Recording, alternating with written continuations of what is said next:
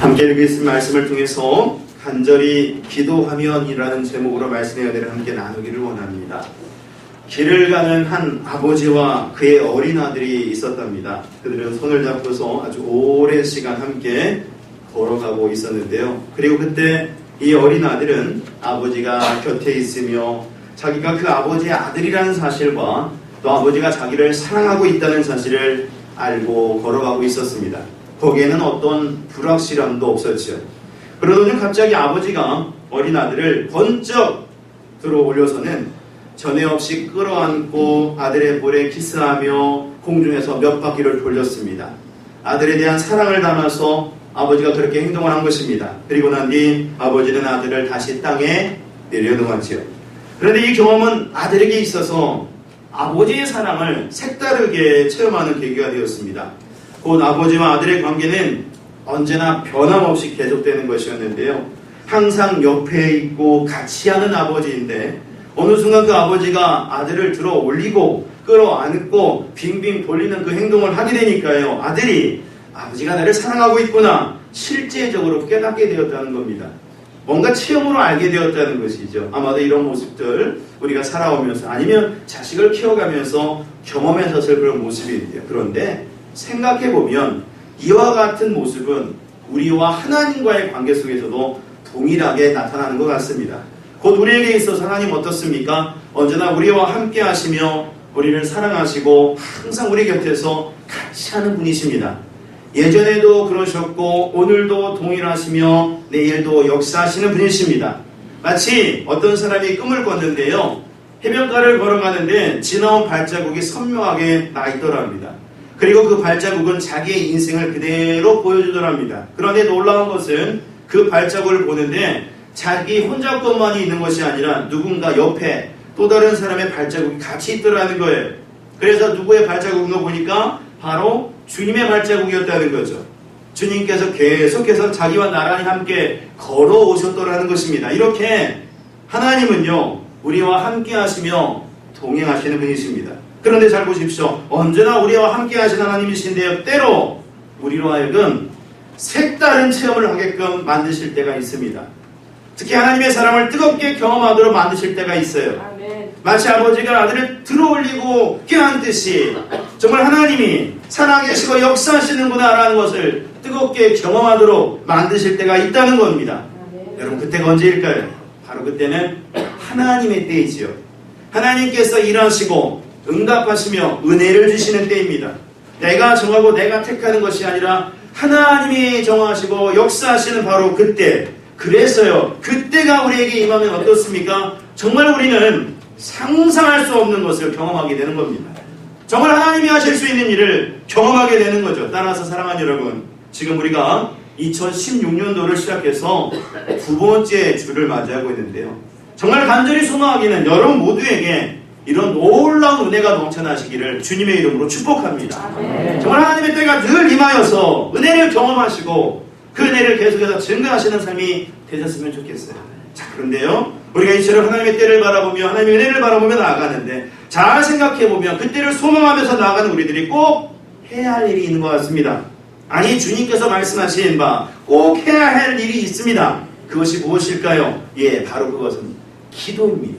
왜냐하면 우리 주님께서 직접 이렇게 말씀하셨기 때문입니다. 우리 지난주에도 우리가 함께 읽었습니다만은 요한복음 14장 13절 다시 한번 읽어보도록 하죠. 함께 읽습니다. 시작! 너희가 내 이름으로 무엇을 구하든지 내가 행하리니 이는 아버지로 하여금 아들로 말미암아 영광을 받으시게 하려 함이라. 아멘. 그리고 우리 마태복음 7장 7절과 8절 말씀도 읽어보셨으면 합니다. 자, 이 두 구절 함께 읽죠. 시작! 구하라 그리하면 너희에게 주실 것이요 찾으라 그리하면 찾아낼 것이요 문을 두드리라 그리하면 너희에게 열릴 것이니 구하는 이마다 받을 것이요 찾는 이는 찾아낼 것이요 두드리는 이에게는 열릴 것이니라. 아멘. 여러분 이건 분명한 주님의 약속의 명령입니다.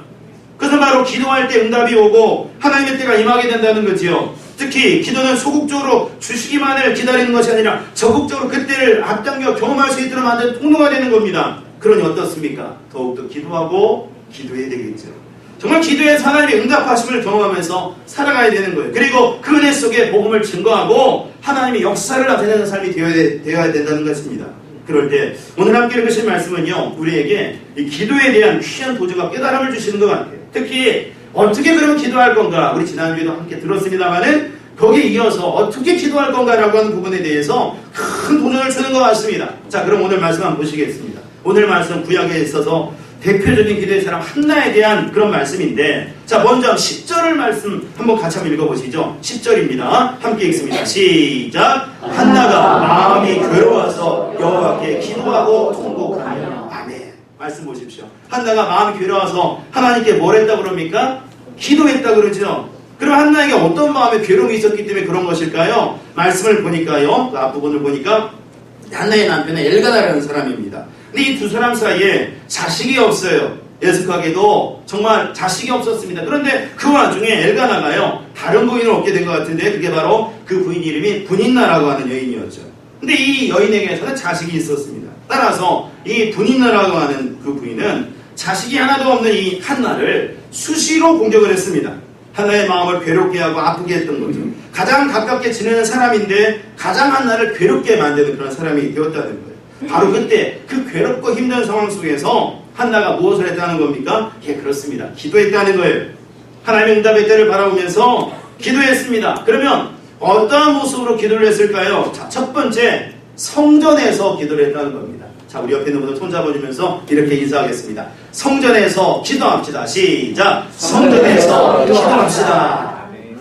성전에서 기도했어요. 여러분, 본문의 오늘 9절 말씀을 같이 함께 읽어보겠습니다. 본문 9절 말씀 함께 읽어보죠. 시작. 그들이 실로에서 먹고 마신 후에 한나가 일어나니 그때 제사장 엘리는 여호와의 전 문설주 곁 의자에 앉아 있었더라. 아멘.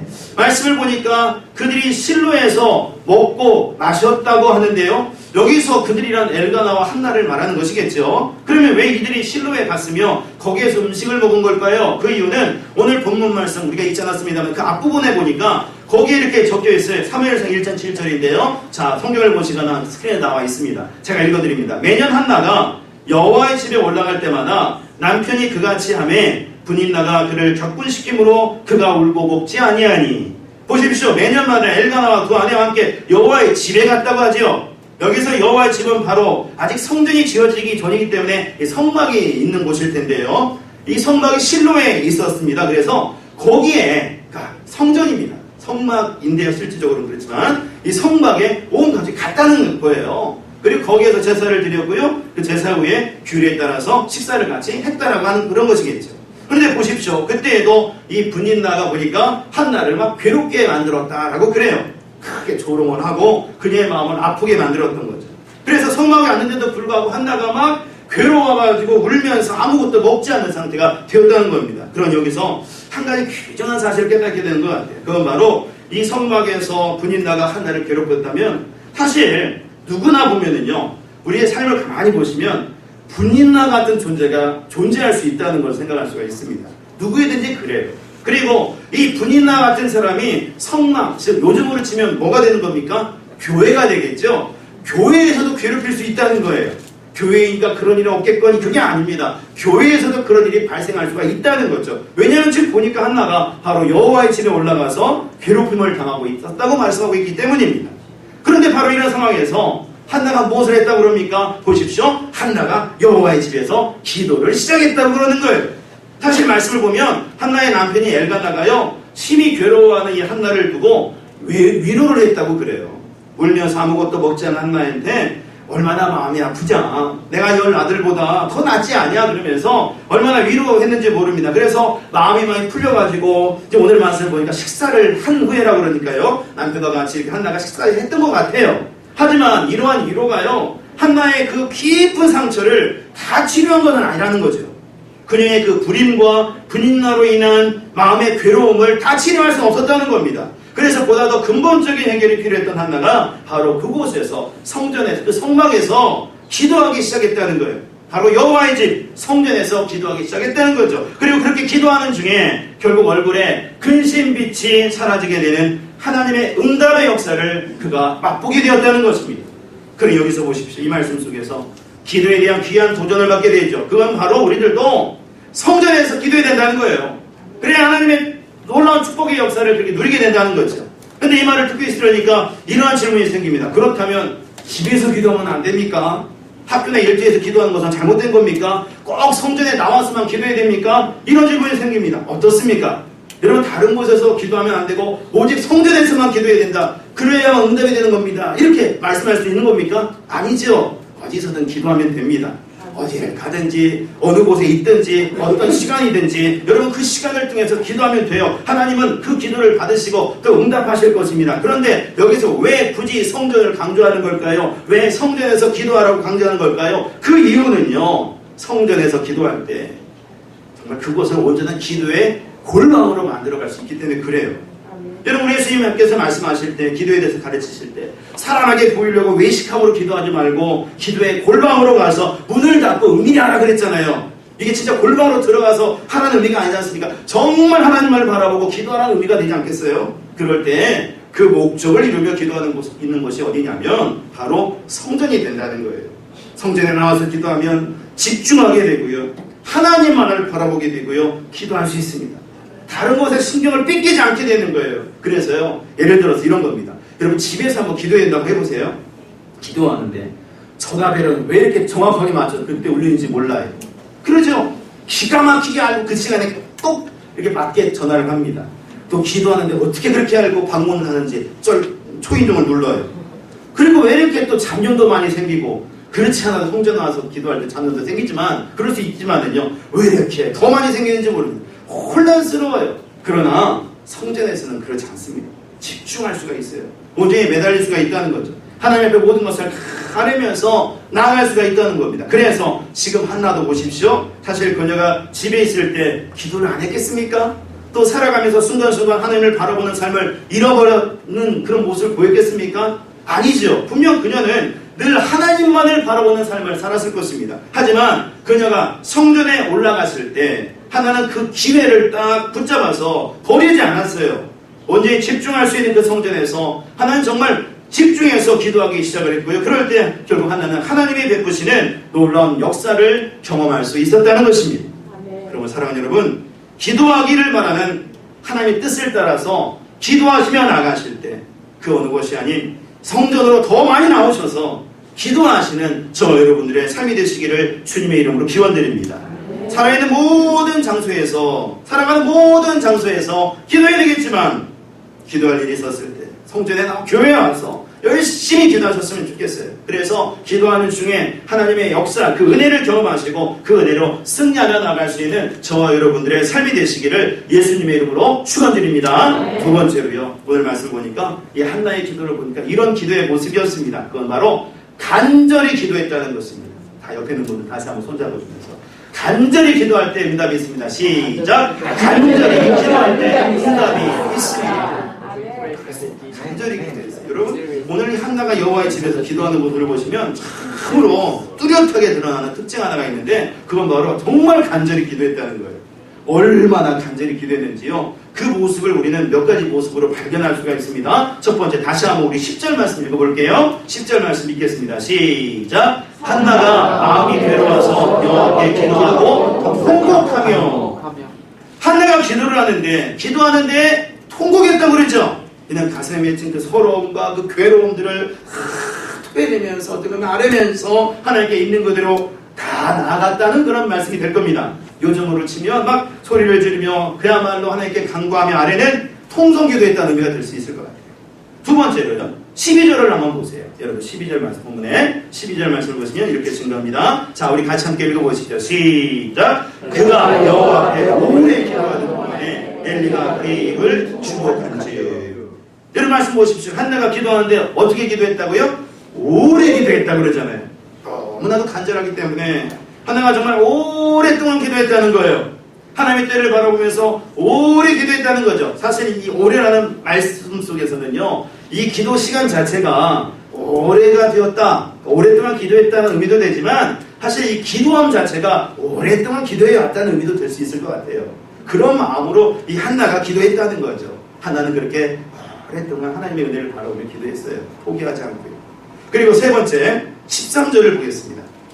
13절을 보시면 이렇게 증가하죠. 자, 함께 읽습니다. 시작. 한나가 속으로 말하며 입술만 움직이고 음성은 들리지 아니하므로 엘리는 그가 취한 줄로 생각하는지라. 아멘. 자, 말씀을 보십시오. 이 말씀 속에서 세 번째 한나의 기도의 모습을 발견할 수가 있는데, 그건 바로 기도를 하는데 속으로 기도했다는 거예요. 그래서 소리를 내지 않고 입술만 움직이면서 기도를 했다는 거죠. 간절한 마음에 그야말로 묵상하면서, 그렇지만 간절한 마음에 기도 앞에 나갔다는 겁니다. 따라서 보십시오. 한나가 기도했던 모습들이 다 나타나고 있는데, 그건 바로 한나는 정말 간절하게 통성으로 기도를 했고요, 간절하게 묵상으로 속으로도 기도했고요, 무엇보다도 오랫동안 기도를 했다는 것을 알 수가 있습니다. 어느 한 가지만 옳다고 집착하는 것이 아니라 정말 하나님께 간절한 마음으로 여러 가지 기도의 모습을 따라 나아갔던 거예요. 그럴 때 어떻게 되었습니까? 하나님이 그 소리를 들으시고 응답하셨지요. 하나님의 때를 맛보게 하셨죠. 그래서 드디어 아들을 얻게 되고요, 정말 큰 하나님의 은혜 속에 거하게 되었던 것을 우리가 알 수가 있습니다. 그런 이 모습 우리들도 본받고 나가야 될 거 아니겠습니까? 그 우리들도 기도할 때 간절한 마음속에 기도해야 된다는 거예요. 특히 통성으로 기도해야 되죠. 통곡하고 부르짖으며 기도해야 됩니다. 또 간절한 마음속에 묵상으로도 기도할 수 있어요. 간절하게 기도하는 것을 무조건 크게 소리내어 기도해야 된다라는 것으로만 생각하기 쉬운데, 그게 아니지요. 크게 소리를 내지 않더라도 그저 입술만 움직이는 상황이라 할지라도 간절히 기도하면 되는 겁니다. 그리고 무엇보다 오래 기도해야 돼요. 사실 간절하게 기도한다면요, 오래 기도할 수밖에 없어요. 정말 그 기도가 응답되어 하나님의 역사를 얻기를 원한다면 정말 간절히 오래 기도할 수밖에 없지요. 그래서 우리들도 이러한 기도를 해 나가야 되겠다는 겁니다. 물론 이렇게 기도하는 것에 대해서 사람들은 오해하고 이상하게 볼지도 몰라요. 통성으로 기도하고 오랫동안 기도하고 묵상으로 기도하는 것, 다 시간 낭비다, 힘 낭비다, 이렇게 말할지도 모르겠습니다. 실제로 오늘 말씀에서도 보십시오.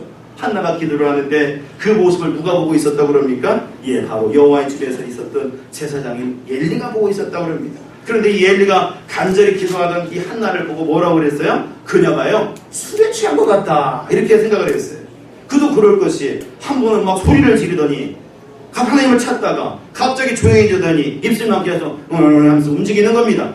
오랫동안 그 자리에 앉아있으니까 당연히 정상으로 안 보이죠. 영적으로 깨어있는 사람이라면 그것을 알게 되겠지만 이상하게 보일 수밖에 없는 겁니다. 그래서 엘리가 한나가 술에 취했다라고 생각하고요, 직접적으로 이렇게까지 얘기를 했어요. 14절에 나오는데 엘리가요, 이 한나한테 네가 언제까지 술에 취해 있을 거냐, 이제 좀 포도주를 그만 먹어라, 이렇게까지 얘기를 했습니다. 그래서 이 한나가요, 그 말을 듣고 이렇게 대답을 했잖아요. 우리 16절 말씀인데, 자, 우리 한번 우리 16절 말씀 같이 한번 읽어보죠.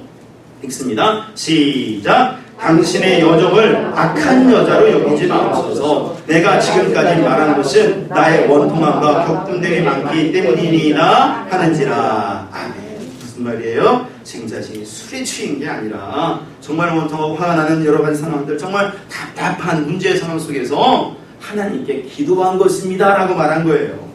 정말 간절하게 기도한 것일 뿐입니다 라고 얘기한 것이죠. 그래서 그 말에 엘리가 오히려 한나한테 기도한 대로 하나님께서 허락해 주실 거라는 축복의 말을 전하게 되었던 겁니다. 이처럼 여러분, 세상 사람들은 간절히 기도하는 모습을 보면서 이상하게 생각하고 정말 효과적인가 하여 바라보기도 할 수 있어요. 그러나 사랑하는 여러분, 하나님께 간구하는 그 간절한 기도는 반드시 응답의 역사가 있다는 것을 여러분 꼭 믿으시고, 그렇게 간절히 기도하며 나아갈 수 있는 우리 모두가 되시기를 주님의 이름으로 기원드립니다. 그래서 한나처럼 폭적으로 기도하고 묵상으로도 기도하고 성전에서 간절하게 오랫동안 기도하며 나아간 우리 모두가 되었으면 좋겠습니다.